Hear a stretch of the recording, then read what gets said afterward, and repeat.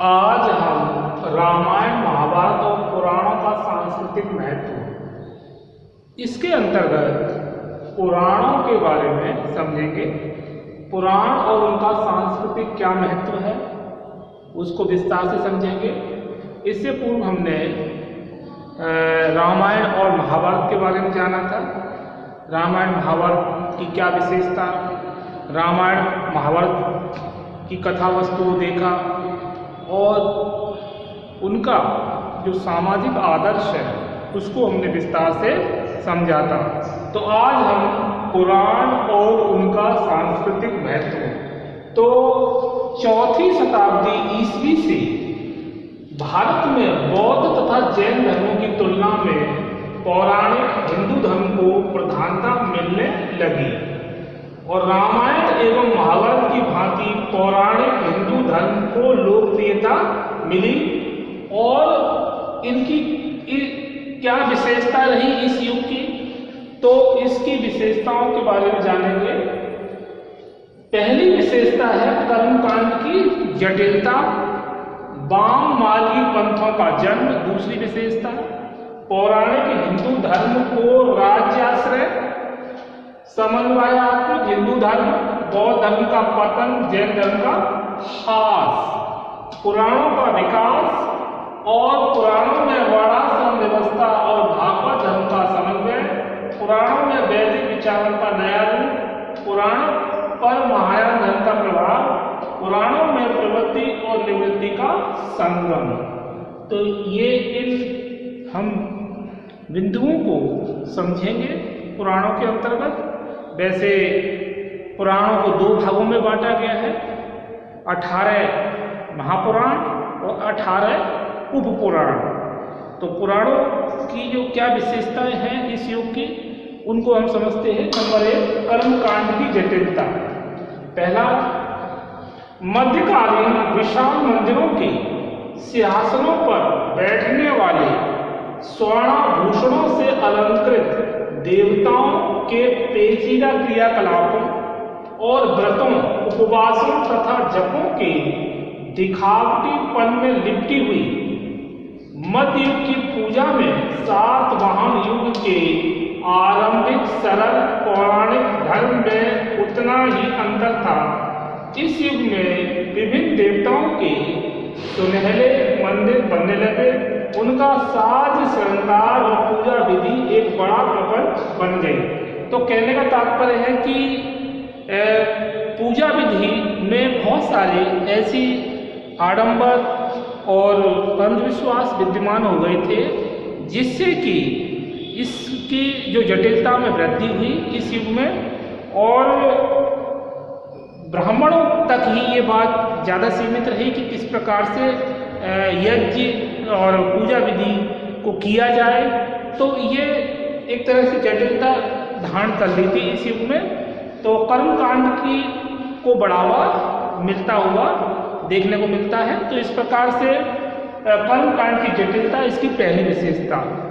वाम मार्गी पंथों का जन्म कौन कौन से थे? बौद्ध धर्म का पतन होने पर 6वीं शताब्दी ईस्वी में उसके महायान संप्रदाय से वज्रयान और मंत्रयान का जन्म हुआ।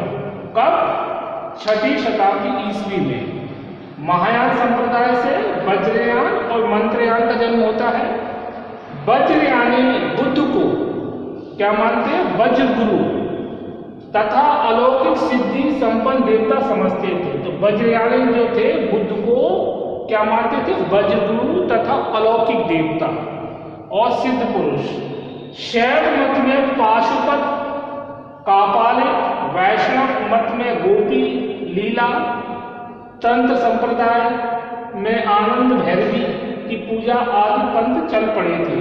तो इस समय वाममार्गी पंथों का जन्म होता है, जबकि हमें जैन धर्म में इसका अभाव दिखाई देता है।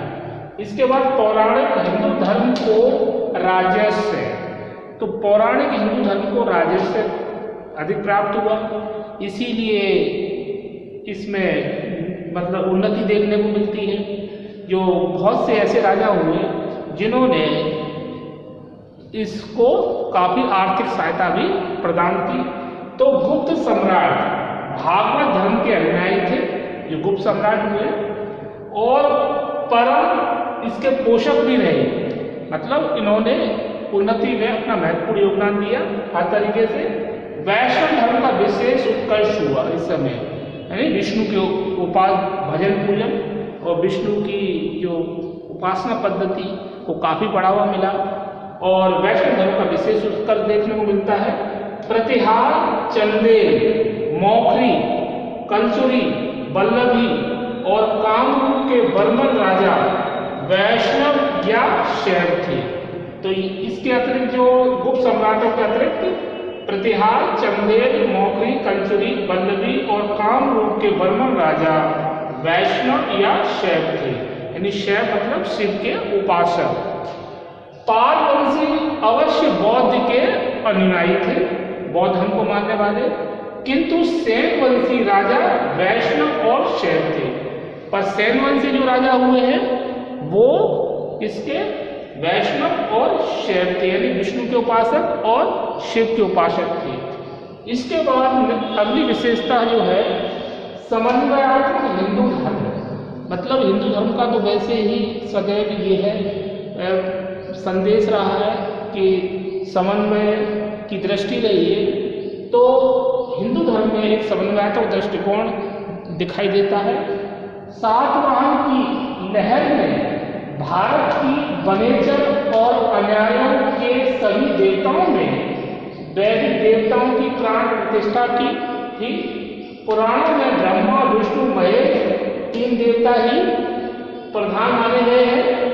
त्रिमूर्ति के विचार द्वारा इन्हें एक ही परमात्मा की उत्पादक, पालक, संहारक शक्तियों का रूप माना गया है। जैसा कि ब्रह्मा, विष्णु, महेश, तो ब्रह्मा को सृष्टि के रचयिता यानी रचनाकार, सृष्टि का निर्माण करने वाले, विष्णु लीलाएं करने वाले, और महेश जो है यानी शंकर, भोलेनाथ, वो सृष्टि का विनाश करने वाले। तो ऐसा ये बताया गया कि तीनों के संयोग इनको त्रिमूर्ति बताया गया।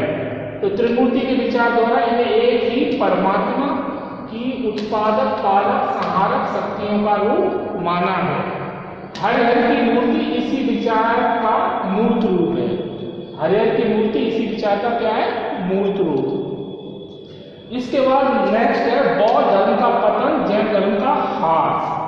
तो बौद्ध धर्म का पतन में बहुत सारे कारण है, आंतरिक कारण और बाहरी कारण।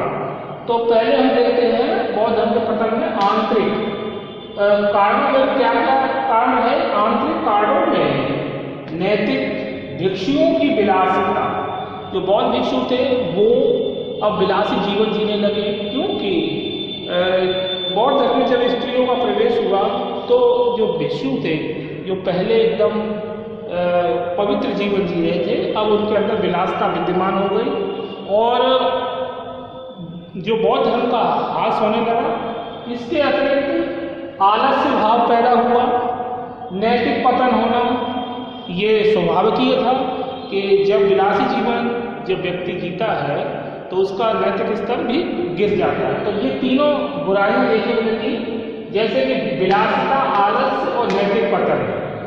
वाम मार्ग संप्रदाय भेद थे और बाहरी कारणों में राजस्व, मतलब बाहरी कारणों में देखें जब हिंदू धर्म का पुनरुत्थान हो रहा है और तो उस समय जो अन्य जो हिंदू राजा हुए उन्होंने इस बौद्ध धर्म को राजस्व देने में संकोच किया, जिससे क्या है कि राजस्व अभाव के कारण और हिंदू धर्म द्वारा उसकी सभी विशेषताओं द्वारा अपना लिया जाना, मतलब जो बौद्ध धर्म की विशेषताएं थी उनको हिंदू धर्म ने अपना लिया और बहुत सारी जो कमियां थी उनको दूर कर लिया। तो इससे क्या हुआ कि बौद्ध धर्म का तो विनाश और हिंदू धर्म का उत्थान। तो यहाँ पर बाहरी कारणों और आंतरिक कारणों के कारण बौद्ध धर्म का पतन होता है, जिसमें आंतरिक कारणों में भिक्षुओं की विलासिता, आलस्य, नैतिक पतन, वाम मार्ग संप्रदाय भेद थे और बाहरी कारणों में राजस्व का अभाव, हिंदू धर्म द्वारा उसकी सभी विशेषताओं द्वारा अपना लिया जाना। तथा मुस्लिम आक्रमण। इसके अतिरिक्त जो बौद्ध धर्म के विनाश का कारण हम देखते हैं कि जब भारत पर मुस्लिम आक्रमण होने थे, अरबों का आक्रमण और तुर्कों के जो आक्रमण हुए, उसमें हम देखते हैं कि बहुत से बौद्ध भिक्षु मौत के घाट उतार दिए गए, क्योंकि बौद्धों का एक ही सिद्धांत था, अहिंसा का सिद्धांत, जबकि मुस्लिम आक्रमणकारी हिंसक प्रवृत्ति के थे। तो उन्होंने इस स्थिति का लाभ उठाया और इस धर्म को विशेष नुकसान पहुंचाया। जैन धर्म में वाम मार्ग जैसा संप्रदाय विकसित नहीं हुआ।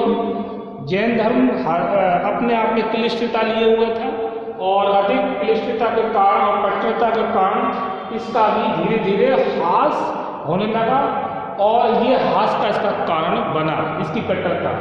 तो बौद्ध धर्म का पतन और जैन धर्म का ह्रास, इस युग की ये विशेषता। पुराणों का विकास। पुराणों के विकास में हम देखते हैं प्रारंभ में पुराणों के 5 विषय थे। कितने? 5। कौन कौन से विषय थे? नंबर 1 पहला सर्ग, दूसरा है प्रतिसर्ग, तीसरा वंश, चौथा मनवंतर और 5वां है वंशानुचरित। तो सर्ग में सृष्टि की कथा, सृष्टि का निर्माण किस प्रकार से हुआ इसकी कथा यहाँ सर्ग में देखने को मिलती है। दूसरा है प्रतिसर्ग, प्रलय के बाद सृष्टि का पुनर्भाव, प्रलय होती है उसके बाद किस प्रकार से सृष्टि पुनर्सृजित होती है उसका वर्णन प्रतिसर्ग में। वंश, देवताओं, राक्षसों, ऋषियों और राजाओं का वृत्तांत यानी विवरण, तो इसमें वंश में देखने को मिलता है। मनवंतर, युग चक्रों का आवर्तन, मनवंतर में युग चक्रों का आवर्तन। नंबर 5 वंशानुचरित, राजवंशों का वर्णन। पुराणों को 2 भागों में बांटा जा सकता है, 18 महापुराण और 18 उपपुराण, ये 2 भागों में बांटा जा सकता है। तो प्रारंभिक पुराणों के 5 विषय कौन कौन से थे? सर्ग, प्रतिसर्ग, वंश, मनवंतर, वंशानुचरण। और सर्ग में सृष्टि की कथा, प्रतिसर्ग में प्रलय के बाद सृष्टि का पुनर्भाव, वंश में देवताओं, राक्षसों, ऋषियों और राजाओं का वृत्तांत, मनवंतर में युग चक्रों का आवर्तन और 5वें वंशानुचरित राजवंशों का वर्णन। इसके बाद है पुराणों में वर्णाश्रम व्यवस्था और भागवत धर्म का समन्वय। तो पुराणों में वर्णाश्रम की पुष्टि के लिए अनेक कथाएं सृजित की गई है।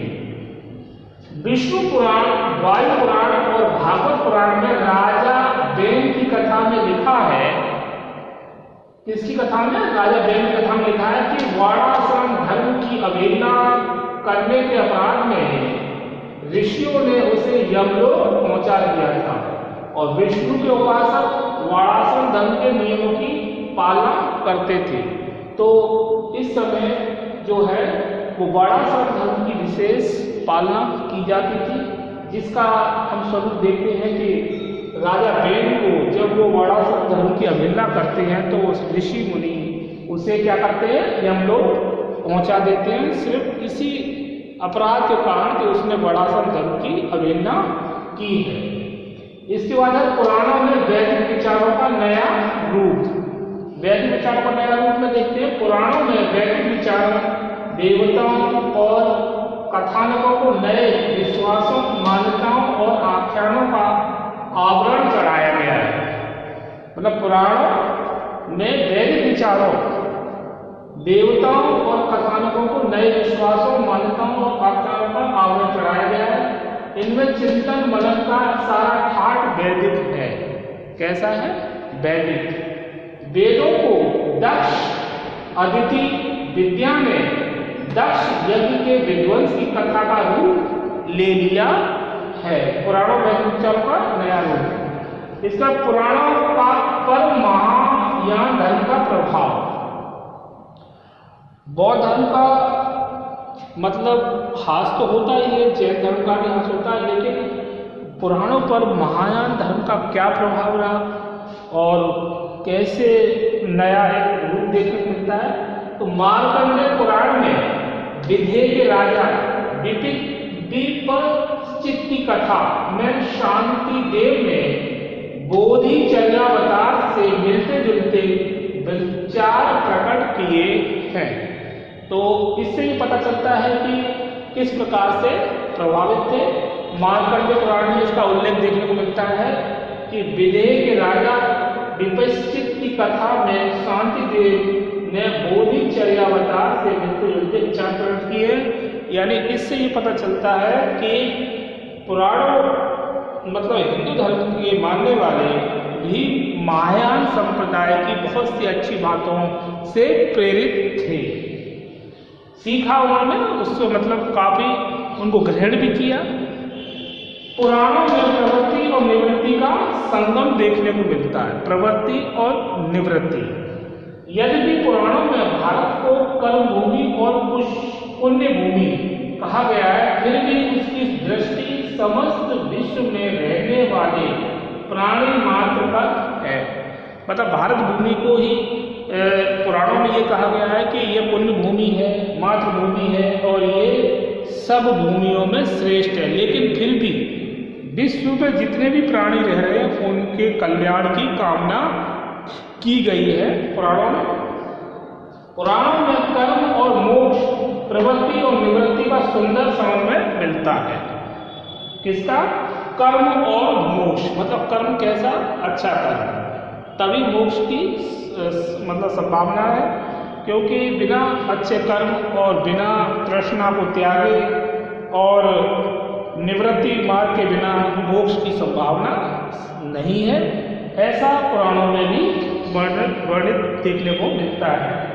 प्रवृत्ति और निवृत्ति सुंदर समय मिलता है पुराणों में। पुराणों में कहा गया है कि संसार में आकर कर्म करना मनुष्य का कर्तव्य है। मतलब ये नहीं कि मनुष्य कर्महीन हो जाए, कर्म ही नहीं करे, और कर्म करे लेकिन अच्छे कर्म करे, श्रेष्ठ कर्म करे, कल्याणकारी कार्य करे, दूसरों का हित करे, दूसरों के प्रति दया भाव रखे। ऐसे कर्म पर विशेष बल पुराणों में दिया गया है। और आज हमने पुराणों के बारे में विस्तार से जाना। पुराण और उनका सांसारिक महत्व के अंतर्गत कर्मकांड की जटिलता, ये युग की विशेषताओं के अंतर्गत वाम मार्गी पंथों का जन्म, नंबर 3 पौराणिक हिंदू धर्म को राजस्व प्राप्त होना, समन्वयात्मक हिंदू धर्म, बौद्ध धर्म का पतन और जैन धर्म का ह्रास, पुराणों का विकास। प्रारंभ में पुराणों के 5 विषय थे: सर्ग, प्रतिसर्ग, वंश, मनवंतर और वंशानुचरित। इसके बाद पुराणों में वर्णाश्रम व्यवस्था, भागवत धर्म का समन्वय, पुराणों में वैदिक विचारों का नया रूप, पुराणों पर महायान धर्म का प्रभाव और पुराणों में प्रवृत्ति और निवृत्ति का संगम। तो यदि पुराणों में भारत को कर्म भूमि और पुण्य भूमि कहा गया है, फिर भी उसकी दृष्टि समस्त विश्व में रहने वाले प्राणी मात्र पर है। मतलब सभी का कल्याण पुराणों में दिखाया गया है कि सभी लोगों का कल्याण हो, सभी उन्नति करे। पुराणों में कर्म और मोक्ष, प्रवृत्ति और निवृत्ति का सुंदर समन्वय मिलता है। पुराणों में कहा गया कि संसार में आकर कर्म करना मनुष्य का कर्तव्य है। तो आज इस वीडियो में इतना ही। इसके आगे हम नेक्स्ट विषय को नेक्स्ट वीडियो में समझेंगे। ओके।